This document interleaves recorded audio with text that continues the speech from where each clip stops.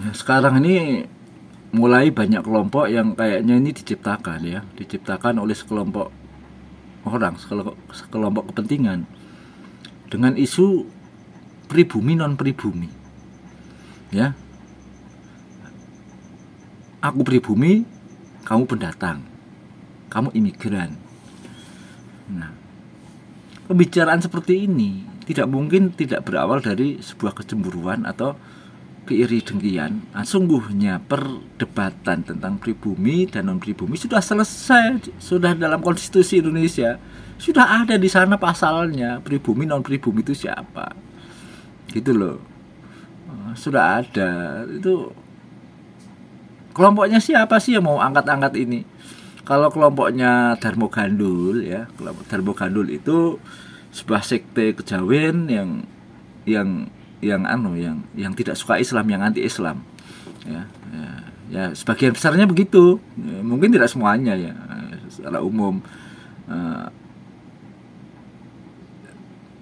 pokoknya adalah sekte kejawen yang anti Islam tuh ada sebagian kelompok. Tidak semua kejawen, ingat ya, tidak semua kejawen itu anti Islam, karena kejawen itu sendiri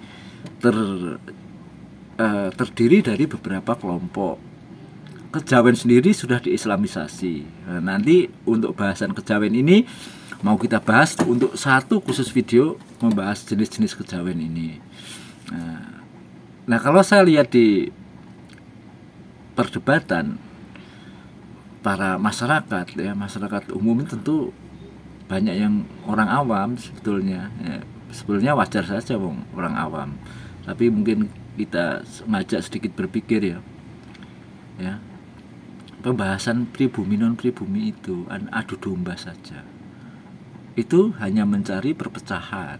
Karena sesungguhnya itu sudah selesai. Ya. Pribumi itu kalau ngomong Indonesia ya sejak Indonesia merdeka ya, tahun 45 atau 47 atau 49. Nah, situ kan sudah ada butir-butirnya siapa yang pribumi. Itu loh, kita tengok ke sana. Jadi nggak usah pakai mengelulukan pribumi non pribumi. Gitu loh. Kalau ditarik ke ya lebih ekstrim lagi, kebencian itu kan kalau ini dijawab ini dia akan lari tuh. Kalau dasarnya itu benci, dasarnya mau provokasi, mendiskreditkan, adu domba pada kelompok yang dia tidak sukai, dia akan lari pada masa sebelumnya. Masa sebelumnya apa? Misalnya Majapahit. Nah, kalau Majapahit, sejak era Majapahit itu sudah banyak loh orang pendatang di sini, dari Cina, dari Arab gitu ya. Itu udah ada, udah banyak. Bahkan Wali Songo itu kan era-era itu masuknya. Wali Songo itu era Majapahit itu kan. Nah, kalau dia lari lagi dibahas di situ, lalu era sebelumnya Singosari dan sebagainya. Lah, kalau dikejar lagi naik ke atas ya pasti pendatang juga. Gitu loh. Mau ditarik dari era siapa? Wong asal usulnya itu manusia itu sama. Kalau orang beriman, orang Islam, asal usulnya kan Nabi Adam. Nabi Adam tuh turunnya bukan di Indonesia. Jadi nanti ada era Nuh, pasti masuk ke sini. Itulah juga pendatang. Lalu ngobrolin pendatang tuh apa nggak malu? Semuanya pendatang kok. Bahkan ditarik ke ujung sana, Nabi Adam itu pendatang karena asalnya dari penduduk surga. Lah, tidak relevan lagi ketika orang berbicara pribumi pendatang. Ya, adanya hak dan kewajiban, gitu, sesuai konstitusi negara masing-masing. Karena aturan kedaulatan negara itu setelah terbentuk negara-negara itu perbedaan, itu keniscayaan, ya, dan itu dilindungi secara konstitusi, gitu. Nah, itulah yang sering terjadi akhir-akhir ini.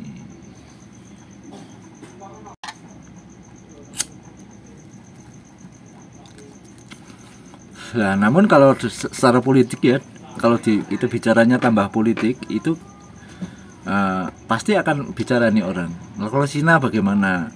Nah kalau Cina itu yang saya maksud di depan tadi, yang sejak era Majapahit itu beda ya dengan Cina yang sekarang. Secara umum ya, tidak kebiah uyah semuanya, tidak. Secara umum generasi pendatang ke Jawa terutama ya, dulu belum ada Indonesia, itu memang Cina-Cina yang dulu sama yang sekarang ada itu beda imigrasinya, beda waktu, beda keturunan. Nah gitu ya.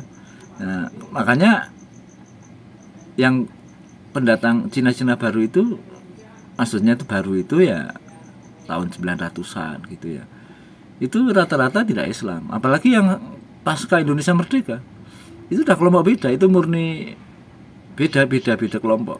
Yang sekarang menjadi Cina keturunan ya, atau Tionghoa, dia maunya disebut Tionghoa, itu beda. Kalau yang dulu itu masih ada yang turunan Islam, orang yang sejak Majapahit masuk itu masih ada yang Islam. Nah mungkin gitu. Allahumma sholli ala sayyidina Muhammad wa alam. Assalamualaikum warahmatullahi wabarakatuh.